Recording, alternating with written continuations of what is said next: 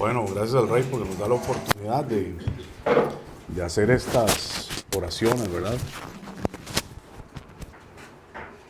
Anoche estuvo temblando bien fuerte, ¿no? Y estaba viendo el reporte ¿cómo se llama? El Opsicori, ¿no? Que es aquí en Costa Rica los que de una universidad estudian todos los movimientos. Y bueno, curiosamente hubieron como 4 movimientos seguidos y todos eran en Cartago, ¿verdad? Entonces yo dije, wow, ahorita a los romeros se les está moviendo el piso. Para los que no saben, en Costa Rica, hoy es, ¿verdad? Hoy es el día del mañana. Como saben esas católicas, ¿no?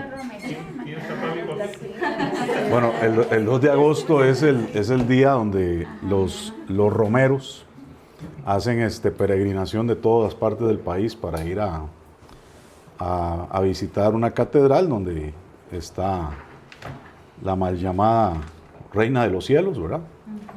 Y bueno, van a adorar ahí a ese ídolo. Y bueno, por eso decíamos que curiosamente anoche que mucha gente está llegando allá y hoy también se sacude fuerte ese lugar, ¿no? Bueno, se sintió acá en muchas partes, pero el epicentro fue ahí. Pero me di cuenta de una historia. Todos conocen Tres Ríos, ¿verdad? Tres Ríos es una ciudad antes de llegar donde está la catedral que mencionamos. Está como unos 20 kilómetros de Cartago. Entonces venía un motociclista por Tres Ríos. Y resulta que iba en una motocicleta que no tenía licencia, no tenía placa ni nada. Y él ve a los policías de tránsito adelante. Entonces el tipo se baja y empieza a caminar con los romeros empujando la motocicleta. Y cuando lo ven los tráficos le dicen, ¿y esa motocicleta? Y dice, no, es que voy para Cartago a agradecerle a la Virgencita que me dio la motocicleta. Entonces el policía le dice, bueno, yo lo escolto para que no tenga problemas. Entonces el hombre va ya subiendo por Ochomogo empujando la bicicleta. Se comió toda la cuesta, dice. Yo lo vi ahí, una historia que me encontré ahí, pusieron fotos y todo, yo no sé si era real, pero tiene relación con lo que esta parashá nos enseña. La parashá Ekeb, porque ya saben ustedes ¿qué significa Ekeb? Por causa, ¿qué más? Y sucederá, ¿verdad? Sucederá cuando escuchéis, pero la palabra Ekeb no solamente significa sucederá o por causa, significa talón, literalmente. De ahí viene la palabra del nombre la raíz del nombre de Jacob, ¿verdad? Que fue el que tomó el talón de su hermano. Este mes, antes de empezar el Rosh Hodesh, hablamos de que este mes tiene un órgano del cuerpo. ¿Recuerdan cuál era? Los riñones. El riñón izquierdo específicamente. Pero también la escritura nos dice en los salmos que los riñones nos aconsejan. Los riñones nos aconsejan, lo dice literalmente así. De hecho, en las versiones 1909 Reina Valera dice por la noche, ¿cómo decía exactamente? ¿Ah? Bueno, ahí lo buscarán después. No me acuerdo cómo dice. Pero dice literalmente que mientras esté yo dormido, mis riñones me aconsejarán. Entonces el riñón tiene una relación con la escucha. Y es lo que dice el Shema, escucha Israel. Entonces por eso yo pasé en el hospital, por ser tan cerrado de oído, ¿verdad? Una infección de riñones. Pero dicen los sabios, y lo dice el Zohar, que también Ekeb, que tiene que ver con el talón, no solamente es el talón, sino que también tiene que ver con la ciática, dicen ellos. Entonces que cuando duele la ciática hay que también prestar atención si estamos caminando en pequeños detalles que tienen que alinearse. Y bueno, a mí me pasa que a veces me duele y yo creo que entendiendo eso es como el llamado del Eterno, ¿verdad? De hecho, por eso cuando Jacob pelea con el ángel, que el ángel lo golpea, ¿verdad? Dice lo dice en Reina Valera que le desencaja el muslo, pero lo que entendemos es que golpea ese nervio, ¿verdad? Y le provoca dolor y él termina cojeando, ¿no? Por eso es que los judíos, a partir de ahí, por tradición y respeto ¿cómo se llama?, al patriarca, entonces no comen esa parte del animal. Y entonces, por ahí viene la historia, ¿no? Entonces, Ekeb tiene relación con el talón, tiene relación con el caminar bien. Y obviamente toda la parashá, ahí vimos los detalles que nos habla de las bendiciones que implican hacer las cosas correctamente. En el sentido del talón, hay algo que dice, curiosamente, el Talmud de Babilonia. Dice que eso tiene una conexión muy importante con el Mashiach. Dice, los talones del Mesías, hay una parte que dice en el Talmud, o las huellas del Mesías, del Talmud Babilonia 49, y habla de los talones del Mesías como un simbolismo del tiempo que describe cómo es la generación antes de que venga el Mesías. ¿Ok? Entonces, dicen que los comentaristas que los últimos pasos antes de la llegada del Mesías es como cuando una persona está a punto de llegar y solamente se oyen sus pisadas. Entonces, una generación espiritualmente en el talón, es decir, es una generación en una época en la que necesita sensibilidad espiritual. Es decir, el Mesías se está acercando y ¿qué tenemos que hacer todos? Tener mucha sensibilidad espiritual. ¿Por qué? Porque Yeshua nos lo dijo, ¿verdad? Que el amor de muchos se enfriará, ¿verdad? Mucha gente, y eso tiene que ver no solamente con el tema del prójimo, el tema también de amar sus mandamientos, de practicar la Torah. Entonces, si nosotros no somos sensibles y escuchamos que el Mesías se está acercando, entonces nos dejamos llevar por la corriente y vivimos como la gente, como todo el mundo anda viviendo en este tiempo y perdemos la sensibilidad de las pequeñas cosas que tienen que ser ordenadas en nuestra vida. Entonces el Talmud dice que hay varios signos que va a caracterizar esta generación. La disminución del respeto a la autoridad, a los mayores, la confusión moral, el aumento de la arrogancia, las dificultades económicas, la mucha información, pero poca sabiduría, y las pruebas intensas para la fe. ¿Se identifican con eso? Ok. ¿Y eso fue escrito en qué? Eso está en el Talmud de Babilonia. Es un texto. Sí, el Talmud de Babilonia fue recopilado después del siglo I, digamos. O sea, fue recopilado después del siglo I, pero ya eran comentarios y debates de los rabinos desde el periodo del Segundo Templo, digámoslo así. Entonces, ellos hablan de eso, ¿verdad? Que así va a ser esa generación.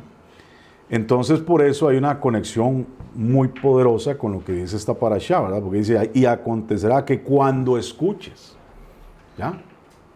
Entonces, y está usando la palabra de qué, ¿verdad? Los talones, cuando escuches.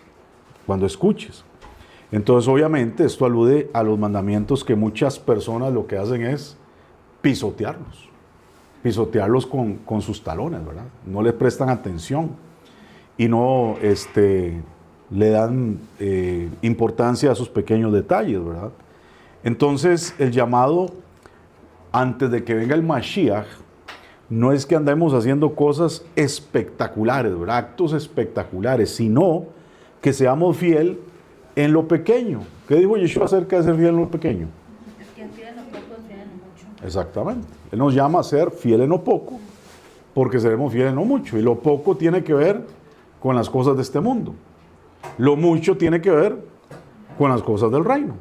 Y ya sabemos todo las enseñanzas de él, donde nos dice, bueno, y se van a repartir dones, talentos, ciudades, etcétera, por causa de aquellos que son fieles en las cosas que parecen pocas, ¿verdad?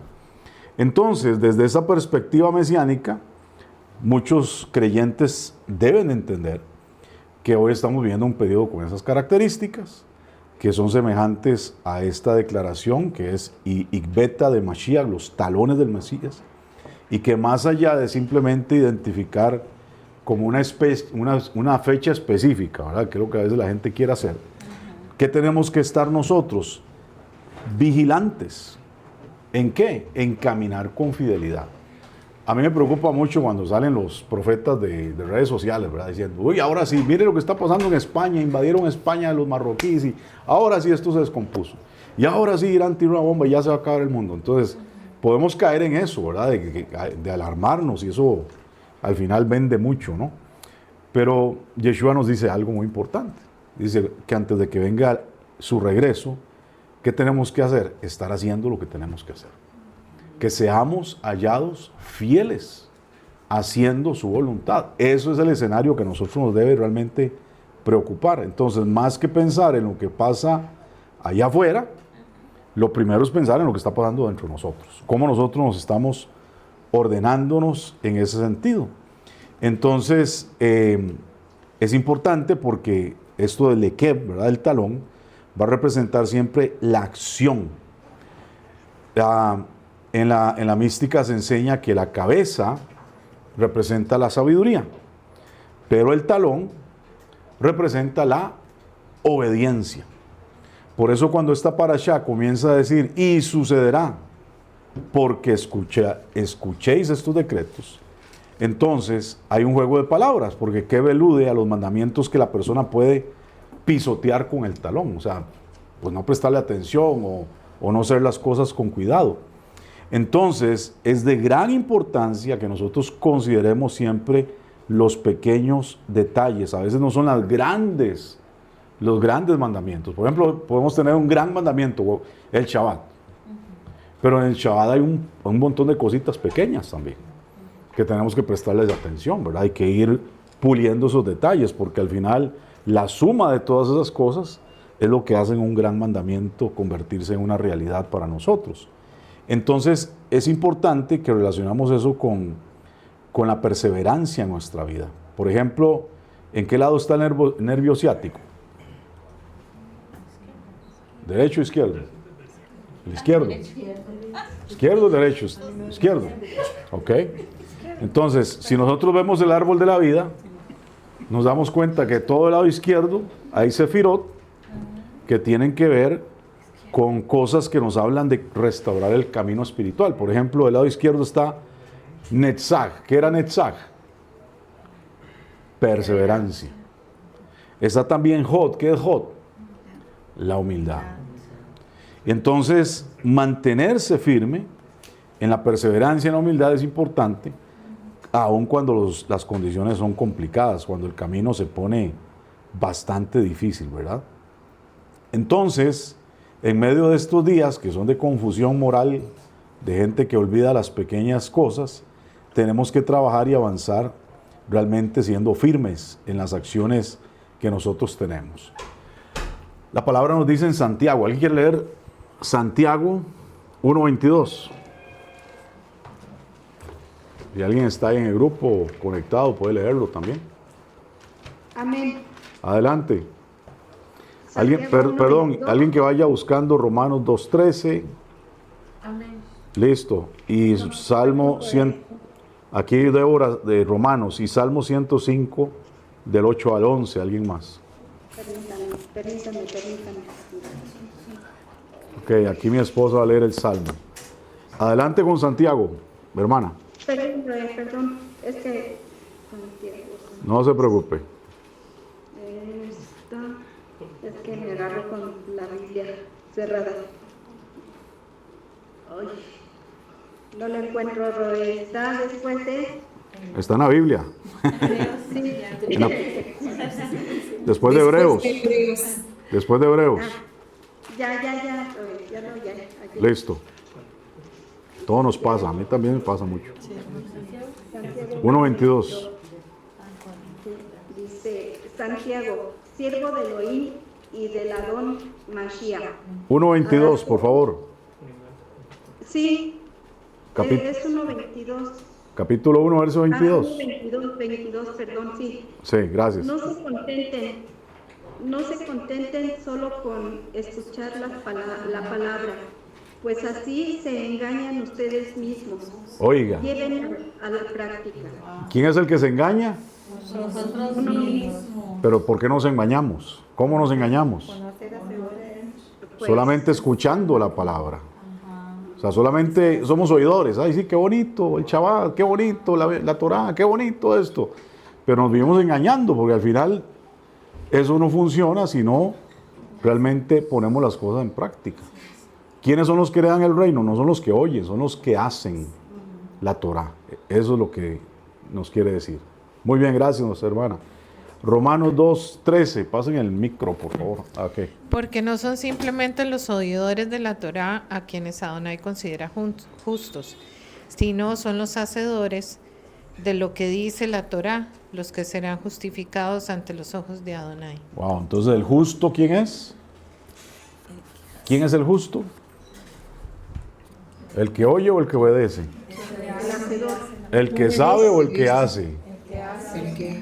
Bueno, justo también, según la mística hebrea, es el que conecta el cielo con la tierra. ¿Por qué? Porque es el que se alinea.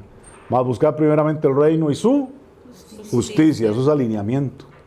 Y todo vendrá por añadidura. Es decir, yo conecto lo de arriba con lo de abajo y todo empieza a funcionar. Eso es lo que es un justo, el que conecta lo celestial con lo terrenal. Entonces, es importante entender que eso es lo que nos está estimulando de qué va a ser una persona hacedora, un pueblo hacedor de la palabra. ¿Por qué? Porque hay una consecuencia, como dice la misma palabra Ekeb, como se usa en este pasaje. Dice Devarim 7:14, bueno, desde el 7:14 en adelante, serás bendito más que todos los pueblos, y Adonai apartará de ti toda enfermedad. Entonces, estas bendiciones están fundamentadas en dos fuerzas poderosas del universo. La primera fuerza es el pacto o el brit. Brit en hebreo es pacto. Es la primera fuerza que conecta esto. Recuerde, el pacto. ¿Ok? Y la segunda fuerza que conecta esto es la misericordia. ¿Cómo se dice misericordia en hebreo? Gesed, ¿verdad? Se puede decir rajen también, pero también en el árbol de la vida aparece como Gesed. Entonces, Elohim promete que no va a quebrar sus promesas. Las promesas del pacto que juró a Abraham, a Isaac, a Jacob, a sus descendientes. ¿Qué dice el Salmo? Allá leímos el Salmo 105, ¿no? ¿O no? ¿Cuál era? ¿Quién lo tenía usted? 105, el 8 al 11. Él siempre tiene presente su pacto. ¿Él siempre tiene presente qué? Su pacto. Siempre tiene presente su pacto. La palabra que ordenó para 1000 generaciones. Es el pacto que hizo con Abraham, el juramento que hizo con Isaac. Se lo confirmó a Jacob con un decreto, a Israel con un pacto eterno. Cuando dijo, te daré la tierra de Canaán como la herencia que te toca. ¿Hasta qué? Hasta el 11. Hasta ahí. Ok. Entonces, ¿qué está diciendo ahí? Que el Eterno tiene presente siempre el pacto, pero no solamente lo tuvo presente, sino que le puso la firma, lo legalizó, porque dice que estableció juramento, estableció estatuto. Todos son términos en la Torah que son bajo un contexto de legalidad. Y eso es importante entenderlo, porque la Torah tiene ese contexto legal, ¿verdad? Y si son cosas que salieron de la boca de Elohim, que es el rey del universo, pues nadie las puede cambiar. Nadie, absolutamente nadie. Entonces, Él nos ha escogido por una simple razón. ¿Por cuál creen que sea? Por el pacto que le hizo a Abraham. Sí, pero ¿por qué escogió a Abraham? ¿Por qué escogió a Isaac? ¿Por qué nos escogió? ¿Por qué estamos aquí nosotros? Porque tuvo misericordia. Claro, pero más allá de la misericordia, ¿qué hay? ¿Qué es lo más grande que existe en la Torah? Exactamente.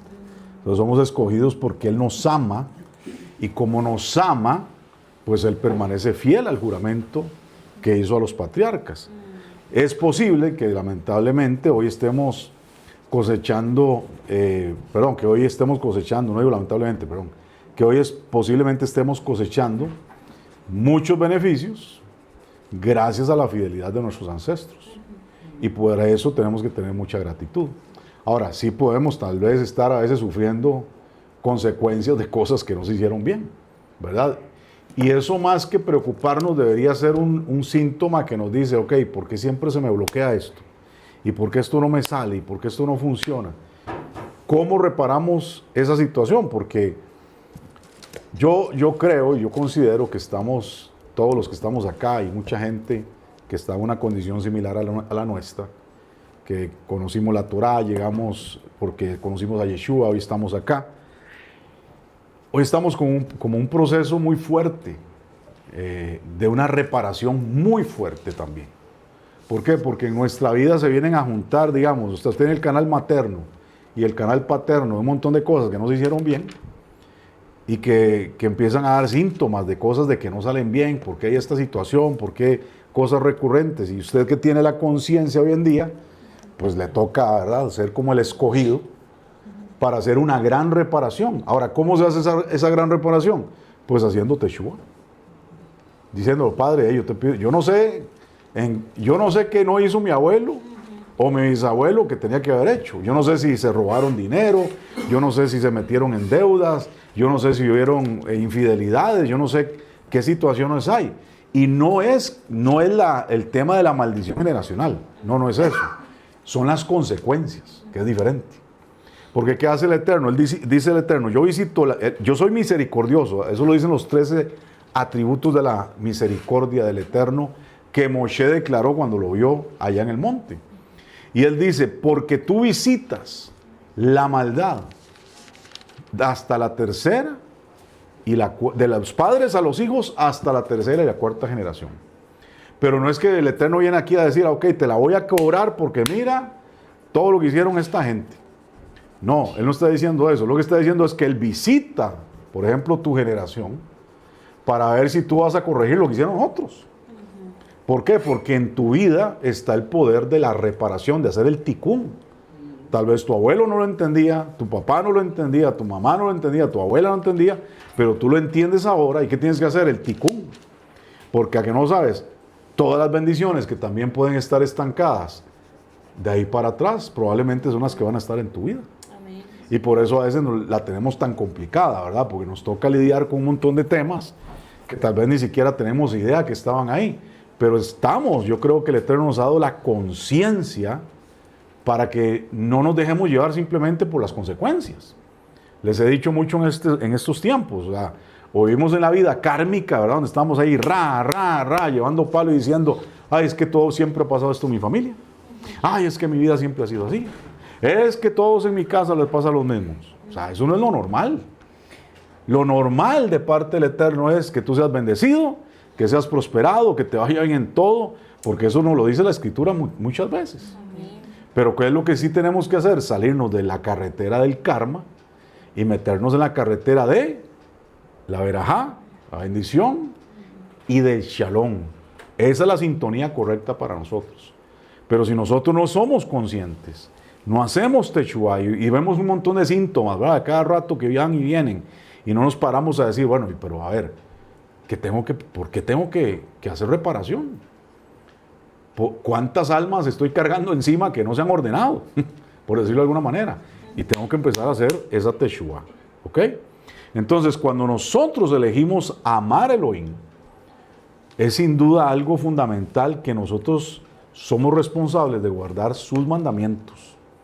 No solamente recibimos bendición en nuestras vidas, sino también activamos bendición sobre nuestras generaciones. Y dice la palabra hasta por 1000 generaciones. Desde Abraham hasta el momento no han pasado 1000 generaciones. Para que lo tenga claro. No han pasado 1000 generaciones. Pero eso es lo que el Padre nos está diciendo. Entonces, es una forma de decir, bueno, esto nunca se va a acabar, digámoslo de esa forma. ¿Ok? Entonces, recuerde, por ejemplo, lo que pasa, si alguien quiere leer, vamos a leer otros pasajes. Génesis 3:15. Amén. Gracias, Yael. Primera de Juan 3:8. Amén. Listo, por acá, Débora. Y vamos a leer el Salmo 106, 34 al 35. Ok, mi esposa por acá. Romanos, ¿qué fue? No dije Romanos, dije Génesis. No, hace ratito. Anteriormente. Sí. 2:13. Gracias. Con mucho gusto. Ok, vamos con Génesis Génesis 3:15. 3:15. Y pondré enemistad entre ti y la mujer, y entre tu simiente y la simiente suya. Esta te herirá en la cabeza y tú le herirás en el calcañar. Muy bien, entonces volvemos al tema de los pasos del Mesías, ¿verdad? Que eso es lo que los sabios hacen referencia con este verso, porque ellos dicen que la última generación, que es la generación del exilio, ¿verdad? Porque nosotros estamos físicamente en un exilio, aunque nosotros en Yeshua estamos reunidos en él, ¿verdad? Pero ellos dicen que en este exilio, o sea, cuando se va a acabar el exilio y vengan y se escuchen los pasos del Mesías, esa es la generación que va a escuchar al Mesías acercarse, pero también será la generación que va a poder pisotear de una vez por todas a la serpiente, ¿verdad? ¿Ok? Entonces, es considerada como una profecía mesiánica en la Escritura, donde el enemigo va a intentar, igual como lo sabemos, herir al Mesías, pero finalmente el Mesías será el que destruirá las obras del enemigo. Por eso es que algunos dicen o interpretan desde la parte cristiana más que todo, que bueno, que ese herir del calcañar fue el clavo que le clavó los pies o los talones a Yeshua en el madero.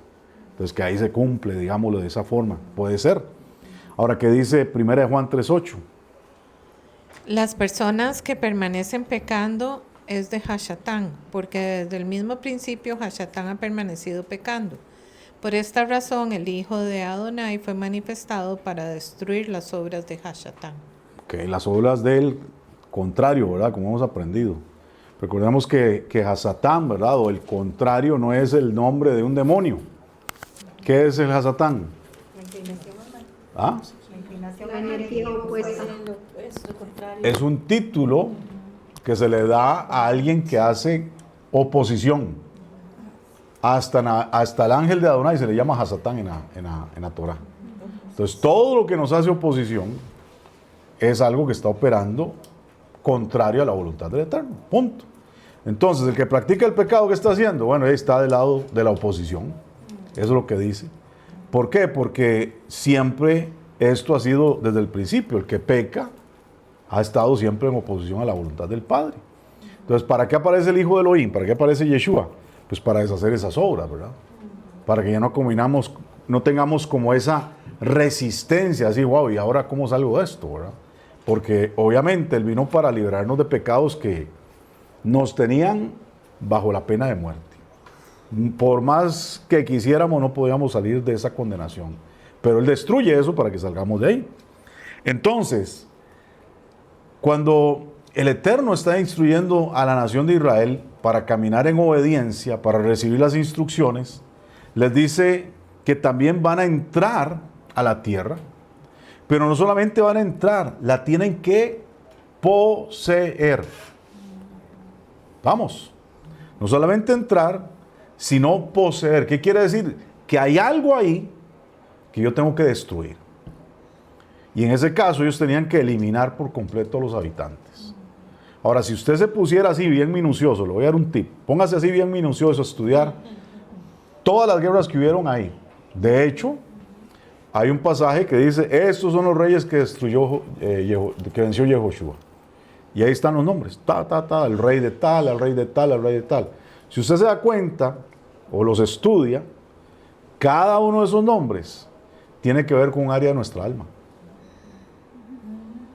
Todos los nombres. Entonces, si yo quiero conquistar la tierra, ¿qué tengo que trabajar? Con lo que está dentro de mí. Por ejemplo, y les voy a mencionar uno nada más. El rey Eglón. Ahí aparece el rey Eglón. El rey Eglón habla del sentimentalismo crónico que existe a veces en la vida de la persona. Entonces, algo que tú tienes que trabajar en tu vida. Entonces, si tú estudias todos los nombres, te pones ahí, yo nunca lo he hecho, la verdad, pero yo sé que es así, porque ahí tuvimos una experiencia con eso en el pasado. Pero cada nombre nos está hablando de algo en un aspecto de nuestra alma que si no lo conquistamos, nos conquista a nosotros, nos vence, nos derrota. Entonces el Eterno nos dice, bueno, caminen en mis mandamientos, caminen en mis ordenanzas, van a entrar en la tierra, pero tienen que ser en la tierra. Ir a poseer. tienen que hacer un trabajo en esa tierra. Dice el 7:16, consumirás a todos los pueblos que Adonai tu Elohim entregue en tus manos. No les tendrás compasión. Hay cosas en tu vida que ya no tienes que estar alcahueteando. Ya no tienes que tener compasión. O lo quitas o lo quitas. ¿Por qué? Porque si tú sigues justificando cosas de tu alma o de tu carne, vas a tener problemas toda la vida. Recuerde este famoso dicho, la carne no se justifica. ¿Qué se hace con la carne? Se crucifica. Se mata, exactamente. Hay que matarla, porque si no, entonces no podemos tomar posesión. Entonces, no tendrás compasión, no servirás a esos dioses, a esos ídolos. A veces vemos el ídolo, así como aquellos marianos que andan en la romería y los criticamos. Pero el idólatra es realmente el que dice, wow, qué bien me fue esta semana, porque yo sí soy doña toda. Porque yo sí soy capaz. Eso es idolatría. Estás endiosándote a ti mismo. Entonces, ¿cuántos ídolos en el alma? Ahí en el canal de YouTube hay una serie que está grabada para que la escuche, de los ídolos que hay en el alma, que tú tienes que agarrar y reconocer y pues quitarlos del pedestal, porque están haciendo oposición al Eterno. Dice, porque entonces eso será una trampa para ti. Entonces tenemos que estar conscientes de eso, ¿ok? Entonces, vea lo que dice Salmo 106. 106, 34, 35. No destruyeron a los pueblos que Adonai les había señalado, sino que se mezclaron con los paganos y adoptaron sus costumbres. Entonces, eso dice que el mayor error de Israel es que no cumplieron la instrucción. Y las consecuencias se dieron. Entonces, aún en la actualidad, Israel corre riesgos por esa situación. ¿Por qué? Porque ahí estamos en la tierra y tenemos un montón de árabes que viven con nosotros y palestinos que ahí tenemos que aguantarnos. Y eso es un dolor de cabeza para Israel. Y ellos tratan de dar la cara, ay no, que nosotros somos pura vida, somos buena gente, como si fueran ticos, ¿verdad? No, nosotros somos amamos a toda esta gente, ¿no? Y esa gente ha sido una piedra en el zapato, siempre. No digo que todos sean personas malas, pero ¿qué es lo que sucede? Que si usted, por ejemplo, va a Jerusalén hoy, Jerusalén, que debe ser una ciudad de un nivel elevado de santidad, está llena de idolatría. Está llena de idolatría. Usted puede ahí meterse a cualquier iglesia, por ejemplo, la iglesia del Santo Sepulcro, y hay 10 altares de idolatría cristianos dentro de ese lugar. Y ni cabe decir de lo que está en el monte del templo, que es un lugar de idolatría pagano. Entonces, de Israel a veces, por estar ahí llevándose bien con los enemigos, no ha cumplido la voluntad del Eterno. Entonces ha permitido cosas que hoy le están pasando la factura. No sé si vieron lo que pasó con España, ¿verdad? Que hay un lugar que se llama Ceuta, que no está en la España continental, sino que está del lado de África. Y es como una puntita ahí, que donde está Marruecos. Bueno, creo que fue el jueves, ¿no? Que se le metieron no sé cuántos marroquíes a la fuerza, se metieron por la frontera, por el mar, llegaron en botes, nadando, otros corriendo por la playa, invadieron ese lugar y lo están despedazando, saqueando. La policía no sabe ni qué hacer. Y la gente desesperada. ¿Por qué? Porque con esa política progre que ha existido, ¿verdad? De que no, que tenemos que ayudar a todo mundo y aguantar las que sea, que es lo que han querido hacer en Costa Rica. No, que tenemos que enseñar también el Islam en las escuelas y el colegio. Esa basura que andan haciendo los progresistas de tratar de imponer cosas que no tienen que ser parte de nuestra sociedad, es lo que ha hecho que hoy Europa es un continente que se haya islamizado, literalmente. Y lo han conquistado sin tener que pelear ninguna guerra. ¿Por qué? Por esa ideología progre, ¿verdad? De darle libertad y derecho a todo mundo, ¿verdad? Entonces, hoy los españoles que sí aman España y que son conservadores están de ahí de brazos cruzados, no saben ni qué hacer. No saben qué hacer. Y ese es un gran problema. Y eso es lo que ocurre en Israel. Eso es lo que ha ocurrido en Israel siempre. Por eso nosotros tenemos que ser muy firmes. Ahora, pasemos eso al ámbito espiritual, al ámbito de nuestra alma. ¿Cuántas veces nosotros permitimos que el paganismo invada nuestra vida? O hacemos concesiones ahí para no estar con problemas ahí. Nos acomodamos, nos sometemos, etcétera, etcétera. Y se nos olvida que nosotros estamos acá para cumplir la voluntad perfecta de nuestro Padre. ¿Ok? Roe, Sí. ¿le leo la lista? Sí, está bien. Deseos egoístas, traumas, miedos, bloqueos emocionales, conciencia de superioridad,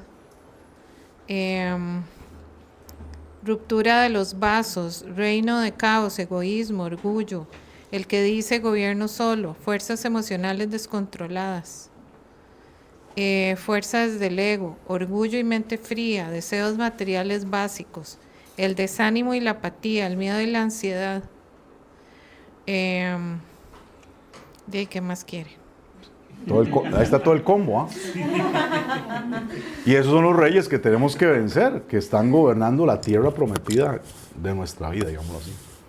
Entonces, cuando hay dificultades, ¿verdad? La gente que tiene dificultades en el aspecto moral del mandato del Eterno, entonces hay que tener presente que si nosotros no conquistamos, somos conquistados. Nosotros somos llamados, hay un libro de un amigo que se llamaba Conquistado para Conquistar. Por eso yo soy muy cuidadoso cuando la gente me dice, no, que vamos a ir al monte a echar sal y sonar chofares y reclamar territorios, y su vida son un desastre, ¿no? Lamentablemente eso no se puede dar. ¿Por qué? Porque si tú no te has conquistado a ti mismo, que vas a ir ahí a espantar demonios ni nada, mejor quédate en la casa. Y a veces no somos conscientes de eso. Entonces, la misericordia que no se santifica nos da problemas. Por ejemplo, una misericordia no santificada, ¿sabe qué es lo que hace? Mantiene a Jonás dentro del barco. A veces hay situaciones que se ponen feas y yo digo en chiste, ¿cuál será el Jonás de este grupo? ¿Qué tenemos que hacer? Tirarlo por la borda, ¿no? Pero, ¿ah? Sí, pero a ver, ¿cuántos Jonases tiene usted ahí adentro que no ha querido tirar afuera? Que están ahí en rebeldía contra el Eterno y que no, y el barco se le está hundiendo a uno y uno ahí, no, pobrecito Jonás, dejémoslo aquí, y se te va a hundir el barco. Se te va a hundir el barco. Entonces, a veces lo que nos impide hacer aquello que sabemos que tenemos que hacer es simplemente la lástima o la compasión. ¿Por qué? Porque como el Ekeb no está bien alineado, como esa parte del Ekeb que hablábamos, que tiene la Geburá, que tiene ¿me entiendes? El Jod, que tiene que estar firmes. Entonces andamos con el pobrecito, ¿verdad? Pobrecito aquel, pobrecito esto, pero en la parte interna, ¿verdad? No, esto no lo quito, porque es que pobrecito yo. Entonces el barco se te hunde y ahí no sacas a Jonás. Si esa gente vieron a Jonás y es más, él mismo dijo, yo soy el culpable, mátenme a mí, tírenme al agua, venga papá. Y ya le tiraron. No dijeron, ay no pobrecito, qué honesto que es, ¿verdad? No, va para afuera, porque o se mata él o nos matamos todos nosotros. Entonces, nosotros debemos de entender que a veces la misericordia no está santificada en nuestra vida. Y en ocasiones el Eterno desea tratar con nuestra vida o con una persona, pero puede terminar interfiriendo en la obra que Él quiere realizar. Entonces, bajo ciertas circunstancias, nosotros tenemos que vencer la lástima. Tenemos que aprender a obedecer al Eterno. Tenemos que a veces dejar que pasen procesos difíciles ciertas personas, y el Eterno a veces lo permite con nosotros. Nos deja ahí que pasemos el momento difícil, porque ahí tenemos que aprender. Y en ese contexto nosotros tenemos que tener cuidado. ¿Recuerdan un caso en 1 Corintios 5:5? Para que lean la parte final. Si alguien lo quiere leer, me dice yo. 1 Corintios 5:5. Y alguien puede leerme... Lo busco. Gracias. Y alguien me lee Mateo 10:16, por favor. Gracias, por acá. Hay una situación en la iglesia de Corinto. Llega un hermanito a la congregación con su esposa. Son líderes de la congregación, ahí están congregándose. Pero resulta que la esposa de él no es la primera esposa. Y el hombre que está casado con ella ya tiene otros hijos mayores. ¿Qué pasa? Que uno de sus hijos mayores le empieza a tirar, como dicen vulgarmente, el cuento, los perros, o a enamorar a la esposa de su papá, y empieza a tener relaciones sexuales con ella. Entonces en Corinto estaba todo el mundo, y ¿y ahora qué hacemos? Ahora, esto era normal en Corinto. porque Corinto era así como la ciudad del pecado, ¿ah? Pero pasa ahora dentro de la congregación, dentro de la Keilah. ¿Qué vamos a hacer? Entonces todo el mundo ahí llamando a Pablo, Pablo, ay, que tenemos un problema, dice la familia se está peleando, pero qué pobrecito este hermanito que siempre viene acá, y su hijo tan buena gente, siempre diezmaba y ofrendaba, ¿y ahora qué hacemos? ¿Qué dice Pablo? 1 Corintios 5:5, por favor. Sí, sí. El tal se ha entregado a Satanás para destrucción de la carne, a fin de que el espíritu sea salvo en el día de Adonai Yeshua. O sea, entréguenselo al diablo. Que el diablo le despedace la carne. ¿Por qué? Porque si se le despedaza la carne, tal vez el alma se libera. Y el alma puede ser redimida. Vea qué fuerte la determinación. Pablo ahí lo dice. Reúnanse los líderes de la congregación. Pónganse de acuerdo y se lo entregan a Satanás. Juicio. Juicio, literalmente es un juicio. Pero nosotros estamos más parados en, ay no, pobrecito, hermanito.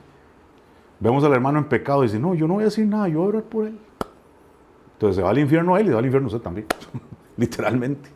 ¿Por qué? Porque no estás actuando conforme a los mandamientos del Eterno. No estamos haciendo corrección.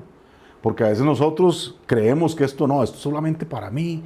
Y yo calladito. Yo recuerdo un dicho que alguien muy cercano me decía de niño, usted vio, usted oyó y usted se cayó. ¿Ah? Y yo decía, qué raro a eso, ¿ah? Pero la realidad es que esa hipocresía usted no la puede vivir dentro de una congregación. La gente en Torah no puede actuar de esa manera. ¿Qué hay que hacer? Hablar con el hermano. Mira, estás mal, tienes que corregirte. Ah, ¿no te quieres corregir? Bueno, de ahí se lo pasamos al diablo, ¿no? Para que los zarandee. No queda más. Mateo 10:16. Presten atención, yo los estoy mandando como ovejas en medio de lobos. Así pues, sean prudentes como la serpiente e inofensivos como la paloma. Exactamente, entonces tenemos que actuar con prudencia como una serpiente y sencillos o inocentes como una paloma. Entonces, ¿qué significa esto? Que nosotros tenemos que aprender a escuchar la voz del Espíritu. Cuando dice que tenemos que ser como serpientes, recuérdese que esto es una parábola que tiene que ver con la vara de Aarón. ¿Qué la vara qué era? ¿Era para corregir? ¿Era para hacer milagros? ¿O era para morder al otro? Esa es la vara de la corrección. Se puede convertir en una serpiente en algunos momentos. Pero dice también que tenemos que ser como palomas. Bueno, la paloma nos habla de lo sutil del espíritu, de las cosas, así como en el cristianismo se representa al Ruach, ¿verdad? Y entonces tiene que ver con ese entendimiento de la voluntad del Eterno. Ahora, dice Deuteronomio 7:22, Adonai tu Elohim expulsará a esas naciones delante de ti poco a poco. En hebreo se dice leat, leat. ¿Ok? ¿Qué significa eso? Que nuestro proceso de transformación, de sanidad, de liberación, de conquista espiritual no ocurre de manera inmediata. Tiene que ser, diga leat, leat. Poco a poco. Es un proceso gradual. A veces nosotros quisiéramos mañana ya estar bien, ¿verdad? Ya voy a hacer una oración con la comida y ya que se me resuelva la vida. No, a veces tenemos que ir entendiendo que es todo un proceso de transformación. Entonces, esa transformación nos lleva a entender que el Padre a veces sí nos tiene que llevar por procesos y tenemos que ser pacientes. ¿Recuerdan lo que les dije el domingo de cuál es el significado hebreo de la palabra paciente? En español nosotros interpretamos que paciente es ¿qué? Esperar. Ah, pero en hebreo ¿qué es? Ser narizón, nariz larga. Eso significa en hebreo, tener la nariz larga. ¿Por qué? Porque el que tiene la nariz más grande respira más aire. Entonces, cuando tú estás en una crisis, ¿qué tienes que hacer? Y en ese momento se reconfigura el cerebro y usted empieza a decir, ok, voy a tratar de ver las cosas diferente. ¿Me comprende? Entonces, la paciencia es entender que esto no es una desgracia.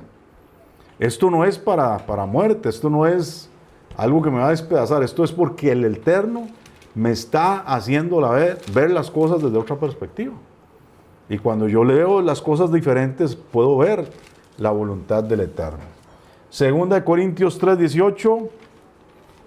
No sé si lo había mencionado, pero si alguien lo quiere leer. Y alguien que busque Josué 7:7. Y el que busca Josué 7:7 se queda en el 7:5. ¿Ok? Segunda de Corintios.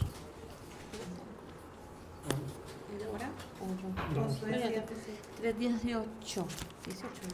3:18, segunda de Corintios. Así todos nosotros que con el rostro descubierto reflejamos como en un espejo la gloria de Adonai, somos transformados a su semejanza con más y más gloria por la acción de Adonai, que es el Ruach. Ok, entonces la transformación es como que nos vamos viendo, ¿verdad? Y vamos corrigiendo y vamos reparando. Obviamente los espejos en aquel tiempo no eran como los que tenemos hoy en día, ¿no? Eran metales bruñidos, ¿verdad? Entonces, ¿cómo hacía usted para maquillárselo, por ejemplo? De ahí, usted tenía que estarle haciendo así, ¿ah? Ah, no, y tengo que corregir y etcétera, ¿no? Entonces, no era así tan fácil como que ya me veo ahí, así, pum, pum, pum. No, era un proceso.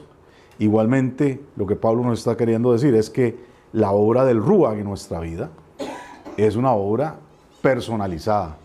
Lo que es bueno para alguien no es lo mismo para el otro. Todos tienen su proceso diferente, distinto. Ayer lo hablaba con mi esposa, ¿verdad? Porque a veces hay gente que... Una hermana argentina una vez me dijo, Roe, a mí se me reveló por el espíritu que es del diablo tomar mate. Wow, un argentino que diga eso es como que diga que Maradona no era Dios, ¿verdad? Entonces, y yo me quedé así pensando, y digo, bueno, pero, a ver, ¿y qué más? O sea, ¿te dijo eso nada más? Y yo con mi tarrito de mate en ese tiempo. Y dice, no, es que eso tiene adicción y no sé qué. Y salió con una historia. Yo, hermana, yo creo que eso se lo dijo el Eterno a usted. Pero no es que usted lo tiene que recetar a todo mundo ahora. ¿Por qué? Porque tal vez sí, ella tenía un proceso donde el mate se le había hecho un ídolo, ¿no? Y eso puede suceder, o con el café, o con la Coca-Cola, y etcétera, ¿no?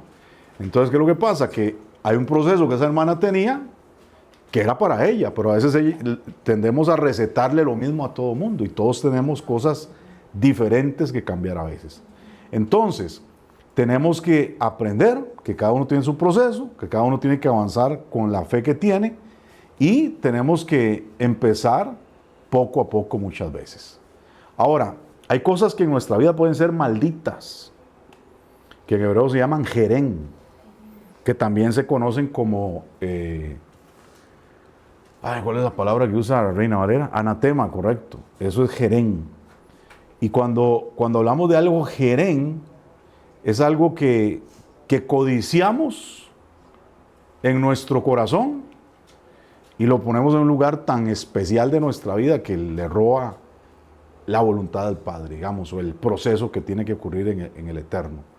Por eso es que claramente cuando nos dice acá en Deuteronomio 7:25, que no codiciemos la plata, no codiciemos el oro, que cubre los ídolos, que no lo tomemos para nosotros, que no tropecemos en ello, porque esto es abominación, ¿ok? Eso es abominación, jerén, ¿ok? Estas cosas traerán abominación a nuestra casa, serán anatema, otra de la palabra jerén. Entonces, ¿qué tenemos que hacerlo? Aborrecerlo por completo, detestarlo, porque es jerén para el Eterno.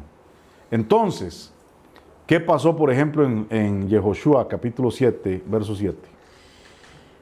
Yahoshua dijo, oh Adonai Elohim, ¿por qué te tomaste el trabajo de traer a este pueblo por medio del Jardín, si no ibas a entregar a los Emorí y hacernos perecer? Debimos haber estado satisfechos con vivir en el otro lado del Jardín. ¿Qué pasó ahí? Acaban de derrotar a Jericó. El rey de Jericó también tiene un significado espiritual. Jericó representa todo lo que es abominación, idolatría, etc., ¿no? Derrotan a Jericó, ya ustedes vieron, o sea, conocen la historia, ¿no? Y la segunda ciudad no tenía nada que ver con Jericó. Se llamaba Jai. El rey de Jai. Jai significa ruinas. No tenía paredes, no tenía muros, no tenía nada. Era un poco de ruinas la ciudad. Y se fueron a atacar Jai. Salieron reventados. Y estaba Yehoshua ahí llore y llore, y mire, se murieron tantos, no sé, miles se murieron, no sé cuántos. Y él tirado en el piso y clamando, y el Eterno le dice algo: Yahushua, no es tiempo de llorar, no es tiempo de orar, es tiempo de sacar el jerén. Y a veces nosotros andamos de llorones, y el Eterno nos está diciendo hace rato: saca el jerén, porque eso no se soluciona con oración, se soluciona con acción. Saca el Jonás de tu vida, tíralo por la borda, saca el jerén, porque lo que está bloqueando, el que lo tiene que resolver eres tú. No es el Eterno, no es Hashem. Eres tú el que lo tiene que resolver. Entonces, vea lo que pasó cuando no entendieron esto. Josué 7:5, un poquito más arriba. Los hombres de Ai mataron alrededor de 36,000 de ellos 36,000 se murieron. ¿Y qué más? y los persiguieron desde delante de las puertas todo el camino hasta Shebarim, atacándolos en el descenso. Los corazones del pueblo se derritieron y se volvieron agua. El corazón del pueblo se hizo como agua. Entonces el Eterno nos llama y nos dice: hay que sacar el jerén. ¿Cuál era el problema ahí? Ustedes conocen la historia. Aquel muchachón, ¿cómo se llamaba? Acán. Bueno, ese fulano, resulta que tenía bajo su tienda unos lingotes de oro, un manto de Babilonia, que cuando vio el desastre de Jericó dijo: wow, miren lo que me encontré por acá. Lo agarró, se lo llevó a escondidos y lo metió abajo de la tienda en su casa. Y esa abominación, ese anatema, provocó la muerte de ¿cuántos miles? 36,000 almas se murieron, o personas murieron, por una persona que no quiso entender que la instrucción del Eterno se cumple a cabalidad. Y ese es el problema. Entonces, Elohim revela que la razón por la cual Israel no obtenía victorias era porque había anatema, había jerén, había abominación. También esto sucedió en otro escenario, que fue en el valle de Acor, ¿verdad? Elohim había advertido a Israel que no tomara nada del botín de Jericó. El Eterno les habló: no traigan desgracia. La palabra desgracia en hebreo es ajar, porque eso les va a traer problemas. Y bueno, no obedecieron. De hecho, el personaje se llamaba, en español se dice, lo dicen como Acán, pero en hebreo se dice ajar. O sea que el mismo nombre de él era desgracia. Muy feo. Que pase el desgraciado, ¿no? Eso es lo que se refería. Entonces, es el problema cuando las cosas no se hacen conforme al Eterno. Resultado, para remediar, la forma de remediar la derrota: sacar el jerén. ¿Qué hicieron con Ajar? Lo recetaron a muerte. Así es. ¿Por qué no dice el 7:25? Léelo, porfa, si lo tienes ahí.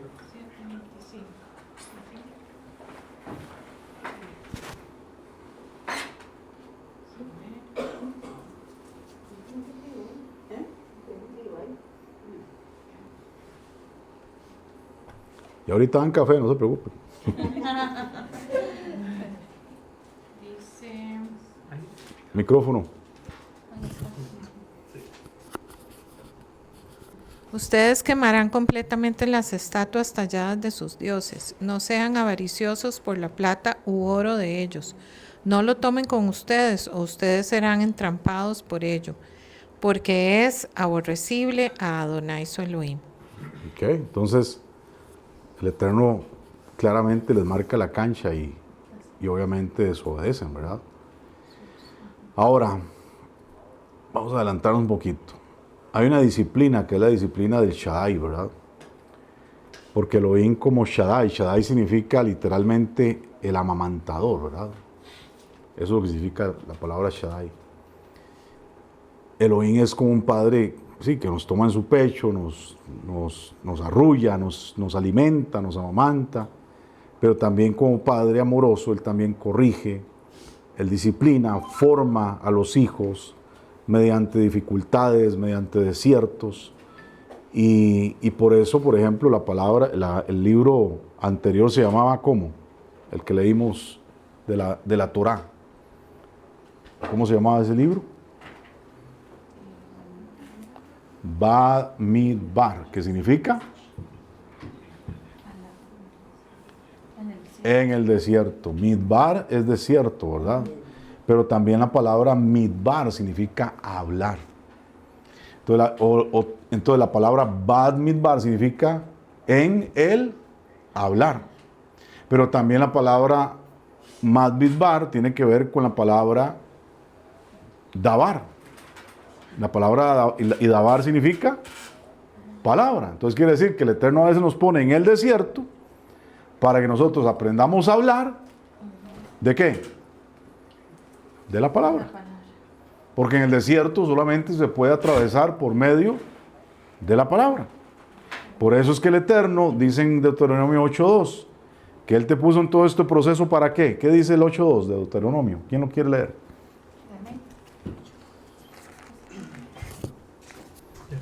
Amén. Pues tú lees el 8.5. Adelante, Norma.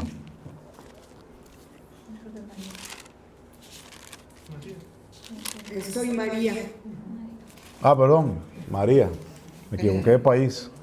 Sí. El 8.2 dice, y te acordarás de todo el camino por donde te ha traído Adonai tu Elohim estos 40 años en el desierto, para afligirte, para probarte, para saber lo que había en tu corazón, si había de guardar o no sus mandamientos.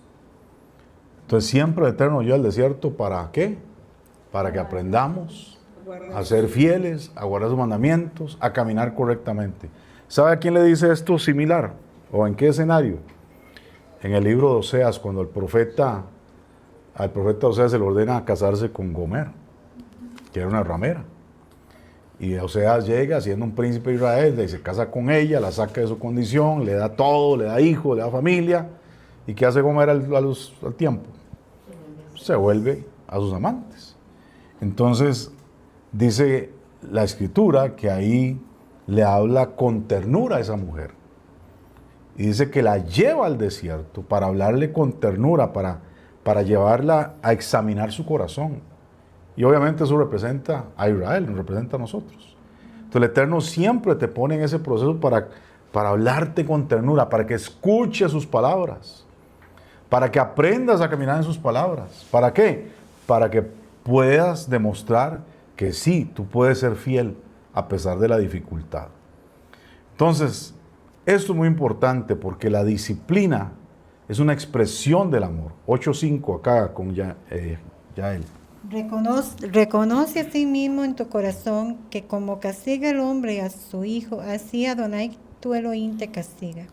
Amén. Entonces, sin duda alguna nos está hablando que el Eterno nos va a amar y amándonos nos tiene que a veces pasar por los procesos necesarios para que seamos disciplinados. Entonces, aún en las dificultades que Israel pudo experimentar en el desierto, eran parte de ese proceso de disciplina por el amor que el Eterno le tenía a él. Los rabinos llaman a estas pruebas los castigos del amor. Como cuando la mamá le decía, te voy a pegar, pero yo te quiero mucho. Te va a doler más a mí. Y uno decía, mentirosa. Mentirosa, decía uno. Bueno, pero realmente era necesario a veces que sacaran la chancla voladora, ¿verdad? Entonces, el Eterno, sin duda alguna, tiene que trabajar en nuestra vida. Hebreos 12:6 nos dice, porque Adonai disciplina. ¿A quién? Al que ama. Y azota. ¿A quién? Al que recibe o que tiene por hijo. Entonces, bueno, cuando la Escritura nos habla de la disciplina divina, casi siempre está ligado a la palabra Shaddai, al nombre del Eterno como Shaddai. Por ejemplo, según en el hebreo, Proverbios 13, del 11 al 12, dice, no menosprecies, hijo mío, la disciplina de Shaddai. Así lo dice. Entonces, ¿por qué? Porque Shaddai está asociado con ese amor, con ese cariño, con ese sustento, el símbolo del alimento, del cuidado, de la protección. Y por eso es importante que nosotros entendamos que la consecuencia cuando lo indisciplina es provocar en nosotros ser justos, ser alineados, caminar en misericordia. y tenemos que entonces entender que es una bendición a veces ese proceso, aunque de repente no lo entendamos. Hebreos 12:11 dice, es verdad que ninguna disciplina al presente parece ser causa de gozo. Claro, en el momento que estoy en la disciplina, ¿cuántos están ahí? Regocijados. Nada. Estamos a veces llorando, estamos como Jesús Adrián Romero, ¿verdad? Cansados del camino, sedientos de ti, ¿verdad? Y cuesta a veces entender por qué estamos viviendo la prueba. Dice que no parece ser causa de gozo, sino que es causa de tristeza. ¿Ok? Pero después, diga conmigo, después. ¿Después de qué? De la tristeza, después de que no parece que esto sea gozoso, después produce fruto apacible de justicia a los que por medio de la disciplina han sido ejercitados. ¿Verdad? Entonces sí, a veces duele, pero es la forma en que nosotros estamos desarrollando carácter, estamos desarrollando frutos, estamos siendo fortalecidos. Los tiempos de prueba son importantes entenderlos para cuidar también nuestro corazón, que no se endurezca contra Hashem. Hebreos 3:8 dice, no endurezcan su corazón como en la rebelión durante la prueba en el desierto. No endurezcan su corazón, porque imagínense lo que pasó después. No van a entrar a la tierra prometida. Si no pueden en el desierto ser fieles, mucho menos en la tierra donde hay que ir a conquistar y pelear, van a poder soportar. El Eterno no se le iba a jugar con esta gente entonces. Entonces, vea lo que dice el Talmud.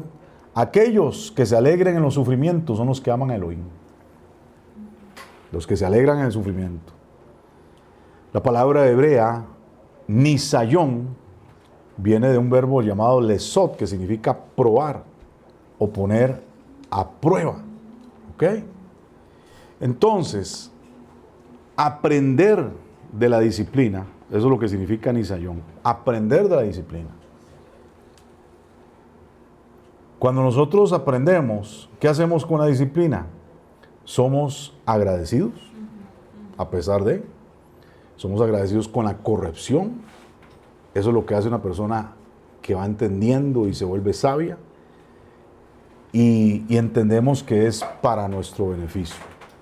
Caso contrario, el que no es sabio, ¿qué es? Necio. Proverbios 15:5, el necio menosprecia la disciplina de su padre, pero el que acepta la corrección demuestra que es prudente.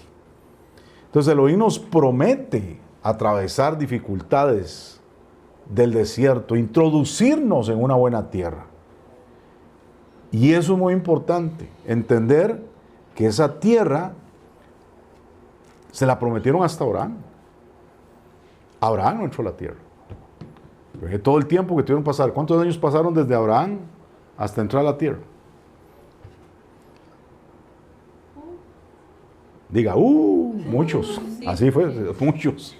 Solo cuente los 400 que estuvieron en el desierto y todo lo demás, ¿verdad? Entonces, la tierra está ahí como una promesa, pero hay un proceso de fortaleza, de disciplina. Fortaleceos en Adonai y en el poder de su fuerza, nos dice Efesios 6:10. Y también, algo muy importante que nos enseña esta parashá, Deuteronomio 8:11, no te olvides de Adonai tu Elohim. No te olvides de Adonai tu Elohim. Entonces, hay un peligro que tenemos que estar atentos, que en los momentos difíciles nos olvidemos. Y no podemos descuidar esa relación. Pero también debemos de tener claro que la prueba no solamente es cuando yo digo, me quedé sin trabajo. La prueba también es cuando tú dices, wow, tengo trabajo. Porque está siendo probado en todo momento. La prueba no solamente es cuando dices, wow, estoy pasando una enfermedad. La prueba también es cuando la enfermedad no está. Entonces, en todo momento nosotros somos probados. Y tenemos que estar conscientes de eso, porque si cuando estamos bien nos olvidamos del Eterno, somos reprobados entonces. Entonces, cuando Elohim nos bendice, nos multiplica, nos hace prosperar, nosotros tenemos que resistir la tentación de pensar que todo lo hemos alcanzado con nuestro esfuerzo. La Torah por eso lo advierte, dice, no digas en tu corazón, mi poder y la fortaleza de mi mano me han traído esta riqueza. Entonces la enseñanza es muy clara acá, porque la prosperidad nunca puede producir autosuficiencia. Porque olvidarse del Eterno en tiempos de abundancia nos puede conducir a un fracaso personal o hasta un desastre nacional. Por eso tenemos que decir Baruch Hashem, ¿verdad? Así es. 100 veces al día. 100 veces al día, Baruch Hashem, Baruch Hashem. Bendito. Por eso en las liturgias, ¿verdad? Se dice mucho, ¿verdad? Y eso es importantísimo. Esa es la conciencia que tiene que haber constante en nuestra vida. Entonces, la verdadera bendición, mis amados, para cerrar, no consiste solamente en llegar a la buena tierra, sino consiste en permanecer en ella, agradecidos y dependiendo de Elohim, una vez que hemos llegado a ella. Que el Eterno nos ayude, porque yo sé que ya estamos entrando, ya estamos mojando los pies en el jardín, pero que el Eterno nos ayude a no olvidarnos nunca, nunca, nunca, nunca, de que todo viene de parte de Él, que todo es por Él, que todo es para Él, y que hemos llegado hasta este momento, no por nosotros, sino por la pura misericordia que Él tiene y por los méritos de nuestro Mashiach Yeshua, es que estamos aquí hoy. Amén, así es. ¿Alguien quiere compartir algo? Robé yo de la parashá, porque en el capítulo 10 Ahí, dice, micrófono, por favor. en la parashá, que el capítulo 10 dice que Moisés le dice al pueblo que él destruyó las primeras tablas y que después fue y las escribió exactamente como las primeras. Sí. Pero no es cierto que hubo una diferencia entre las primeras y las segundas. Sí, porque las primeras las escribió el Eterno, ¿no?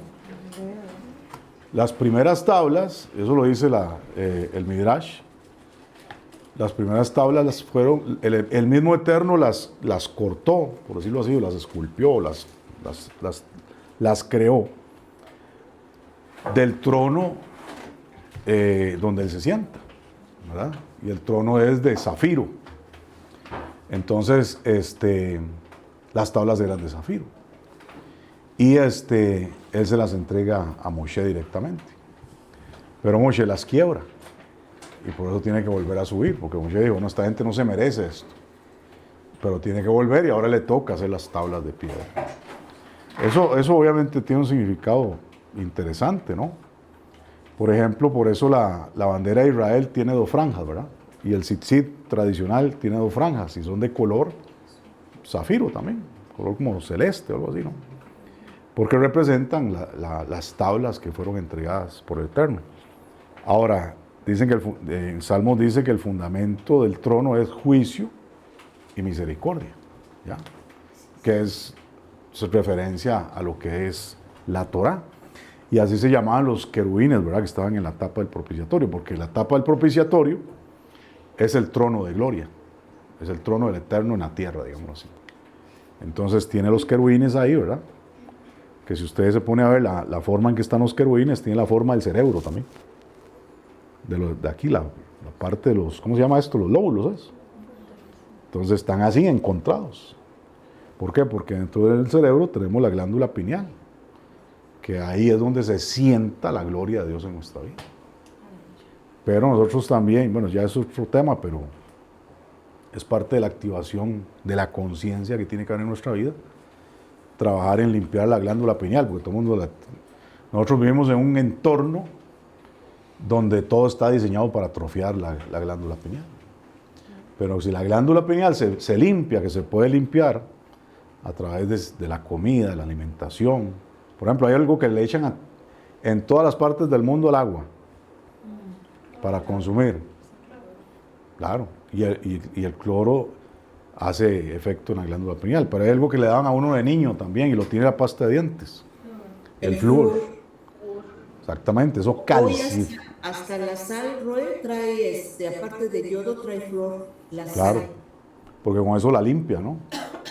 Entonces, obviamente, eso hace que la glándula pineal se calcifique. O sea, eso es una conspiración para cerrarle la conciencia espiritual a la gente. Por eso lo que hablamos de los talones del Mashiach, en esta generación hay mucha inconsciencia espiritual. Y solamente los despiertos empiezan a prestarle atención, ¿verdad? Entonces, por eso es que nuestro trabajo es no dejarnos llevar por la corriente de este siglo, estar atentos, estar conscientes a todo lo que está pasando. Mira, el Mashiach no se mueve por lo que dicen las noticias, el Mashiach se mueve por lo que está designado en los cielos. Y uno tiene que estar claro en eso, porque si no, entonces no tenemos la conciencia para hacer lo que nos toca hacer. Pero sí, entonces es muy interesante todo ese despertar que tiene que haber en nuestra vida. ¿Alguien más?